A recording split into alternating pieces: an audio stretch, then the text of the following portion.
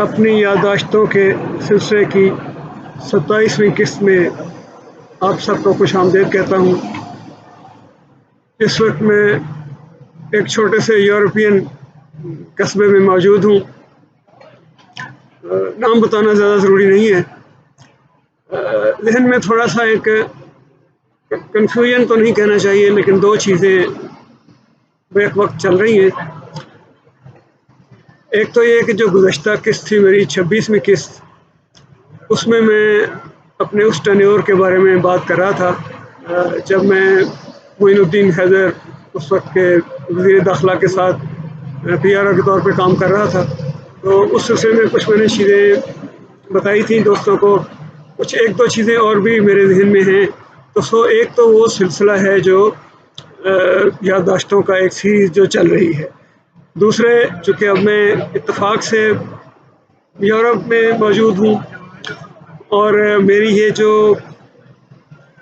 Episodes ہیں یا جو میرا جو چینل ہے، یہ ٹورزم کا چینل ہرگز نہیں ہے، اور اس کا مقصد مختلف علاقوں اور مختلف ملکوں اور مختلف براعظموں کی تہذیب اور تمدن کے بارے میں بات کرنا ہرگز نہیں ہے۔ سلسلہ تو میرا ایپیسوڈز وہی ہیں جو میری میموائرز ہیں جو چل رہی ہیں، جس طرح سے اس وقت 27ویں قسط ہے۔ لیکن یورپ ایک اتنا بڑا فینومنا ہے دنیا کے اندر۔ یورپ میرے حساب سے آج دنیا کی بہترین سوسائٹی جو کوئی ہو سکتی ہے وہ یورپ ہے۔ امریکہ سے بھی آگے کی بات ہے، امریکہ میں بھی بہت سے مسئلے مسائل ہیں، لیکن یورپ اس وقت جو ہے وہ دنیا کی بہترین ایک سوسائٹی ہے۔ خاص طور سے جتنا بھی آپ اوپر شمال میں جائیں گے، شمالی یورپ میں جائیں گے، تو زیادہ ہیومنسٹ، زیادہ تہذیب یافتہ، زیادہ ایکسٹریکلی کنسیڈریٹ، زیادہ پولیٹیکلی اور اکنامیکلی ڈیولپڈ معاشرے ہیں۔ یہ جہاں سے اس وقت میں آپ لوگوں سے مخاطب ہوں، یہ ایک قصبہ ہے جو سمندر کے کنارے ہے۔ تھوڑا سا پھر مجھے واپس جانا پڑے گا کہ چونکہ یورپ میں ہونے کی وجہ سے، مطلب یہ میرا موضوع نہیں ہے، لیکن تھوڑی سی اس کے اوپر ایک دو چیزیں ضرور میں کہنا چاہوں گا، چونکہ جو میری آبزرویشنز ہیں۔ میں اس سے پہلے دوست سے پتہ ہوگا، میں 6 سال پیرس میں پریس کاؤنسلر کے طور پہ کام کیا، وہاں پہ رہا، تو سارا یورپ گھوما پھرا، اور بھی بے شمار لوگ ہیں دنیا کے جنہوں نے یورپ کو بہت اچھی طرح سے دیکھا ہے اور مجھ سے بہتر سمجھا ہے۔ تو تھوڑا سا میں اس میں ایک دو باتیں کہنا چاہوں گا۔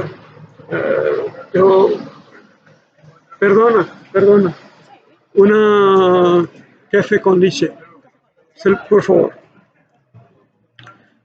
تو ابھی جو ہم بات کر رہے تھے کہ یہ ایک چھوٹا سا قصبہ ہے وسطی یورپ کا، جو سمندر کے کنارے آباد ہے، اور اس کے درمیان سے ایک دریا بھی گزرتا ہے، اور وہ دریا گزر کے سمندر میں گرتا ہے۔ اس لیے یہاں پہ ایک قسم کی کل جیسے یہاں ایک سپیڈ بوٹس کا کمپٹیشن تھا، اس سے پہلے دریا میں سوئمنگ کمپٹیشن تھی، جو لوگ سوئم کرتے ہیں وہ کمپٹیشن تھا، پھر ہر وقت کوئی نہ کوئی میوزیکل کنسرٹ ہو رہا ہوتا ہے، یا کوئی نہ کوئی سرگرمی یا کوئی نہ کوئی ایکٹیویٹی ہو رہی ہوتی ہے۔ تو کیونکہ یہ ہے سمر، اور یہ سمر بھی جاتا ہوا سمر ہے، آج اگست کی 28 تاریخ ہے، اور سمر رخصت ہو رہا ہے، پھر اس کے بعد ان کی چھٹیاں ختم ہو جائیں گی اور ایک روٹین کی لائف شروع ہو جائے گی۔ تو سمر یورپین کے لیے بہت بڑا تحفہ ہے۔ سمر ویکیشن کو بہت زیادہ یہ چیریش کرتے ہیں، ان کو پلان کرتے ہیں سارا سال، ان کے لیے سیونگ کرتے ہیں، پھر بھرپور طریقے سے اس کو سیلیبریٹ کرتے ہیں، اس کو انجوائے کرتے ہیں چھٹیوں کو۔ لیکن آج یورپی معاشرہ تہذیبی اور معاشی اور معاشرتی اور سیاسی طور پہ جس ترقی کے جس موڑ پہ کھڑا ہے، اس کے پیچھے ان کی ایک بے شمار جدوجہد ہے، ایک بہت ہی طویل اور بہت ہی سخت جدوجہد ہے۔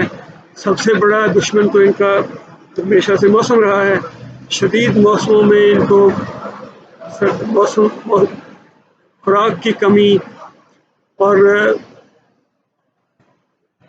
ویسے جسمانی سروائیول کے بیسک چیلنجز کا ہمیشہ سامنا رہا ہے شروع میں، پھر اس چیلنج کی وجہ سے اور لائف کی ہارڈشپس کی وجہ سے ان کی آپس میں اتنی جنگیں ہیں، انہوں نے دوسرے کو اتنا مارا پیٹا ہے، دوسرے کو اتنا مرڈر کیا ہے، دوسرے کو اتنا ٹارچر کیا ہے، دوسرے کے اوپر اتنے ظلم اور زیادتیاں کی ہیں.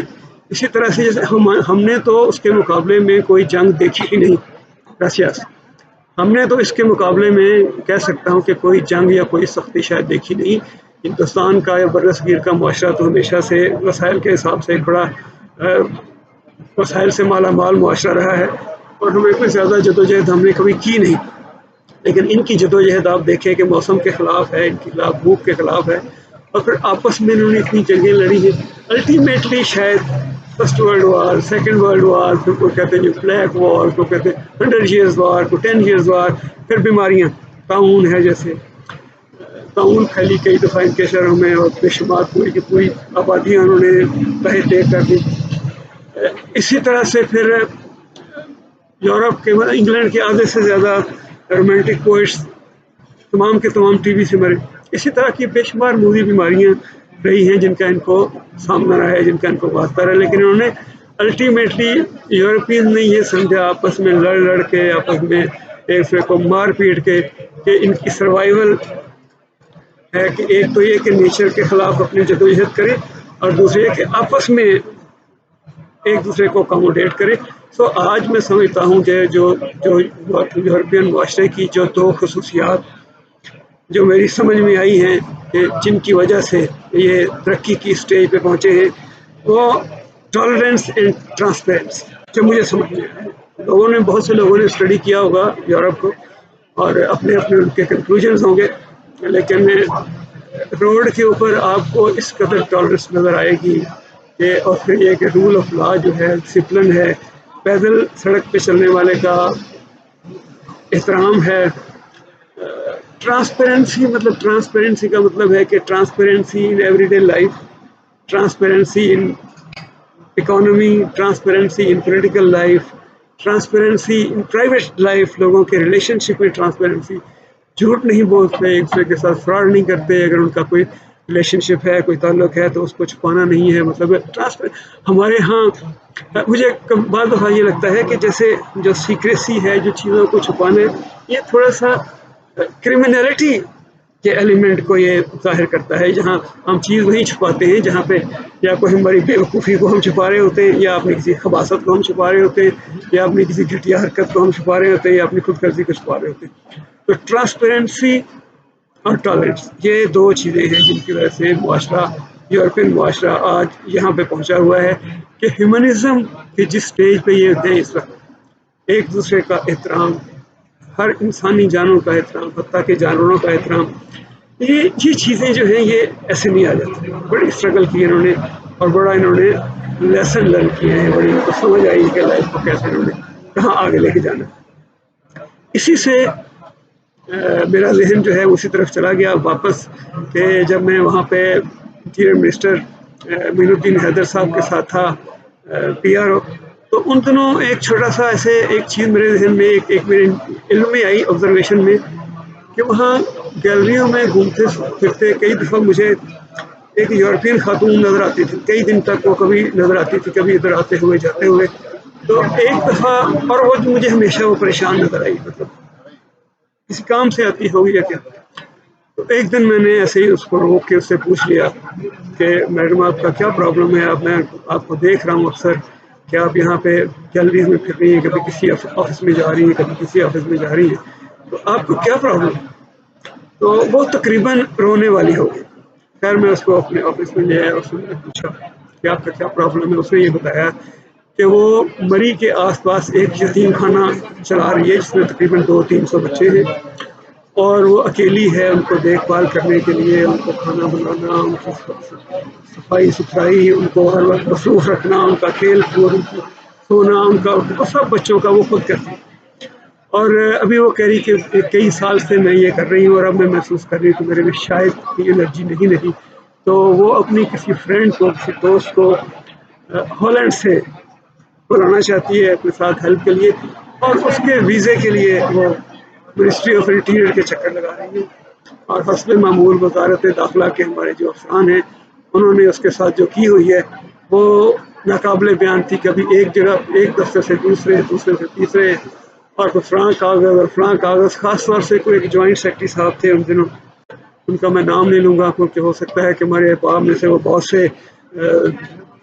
سو کے ویٹرن, بہت سو کے وہ مربی رہے ہوں, بہت سو کے ان کے بڑے قابل احترام رہے ہوں, بہت سو کے مینٹور ہوں, اس لیے ان کا نام میں نہیں لوں گا. وہ تھے جو سب سے زیادہ ان کے لیے پرابلم کریٹ کرتے بیوروکریٹک طریقے سے, ایسے مطلب جس کو کہتے ہیں نا کہ ریلیٹیوزم. تو میں ان کو منسٹر صاحب کے دفتر میں لے گیا جو اس وقت منسٹر تھے ہمارے معین الدین احمد صاحب, کو میں نے ان سے ملوایا اور ان کو میں نے کہا کہ سر آپ ان کی بات سنیں. تو انہوں نے اس بیچاری کی بات سنی اور انہوں نے جو متعلقہ افسران تھے ان کے ساتھ جو بھی بڑی سختی سے انہوں نے کہا کہ اس کو فوری طور پہ ان کا مسئلہ حل کریں, ان کو ویزا وغیرہ دیں, ان کے جو بھی مسئلے مسائل ہیں وہ کریں.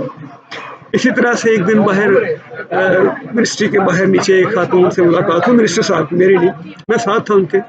وہ ایک شوال رائفلز ہے ہماری جیسے سول آرم فورسز ہوتی ہے, ان میں ایک شوال رائفل ہوتی ہے.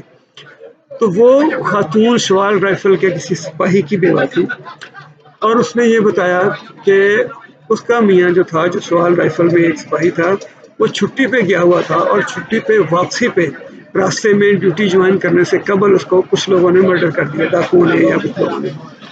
اب محکمہ جو ہے وہ ان کو پینشن نہیں دے رہا کیونکہ وہ کہتے ہیں کہ چونکہ وہ ڈیوٹی پہ نہیں تھا, اپنی موت کے وقت ڈیوٹی پہ نہیں تھا, تو اس لیے کوئی شاید شوال رائفلز کے یا ان کے کوئی لاز ہیں ان میں کوئی گنجائش نہیں ہے, یا ان میں کوئی حکم ہے یا کوئی ایسی چیز ہے, یا یہ ہے کہ کوئی بیوروکریسی جو بھی تھی اس کی بیوروکریسی کا پرابلم ہے, بیوروکریسی کا رویہ ہے جس کی وجہ سے.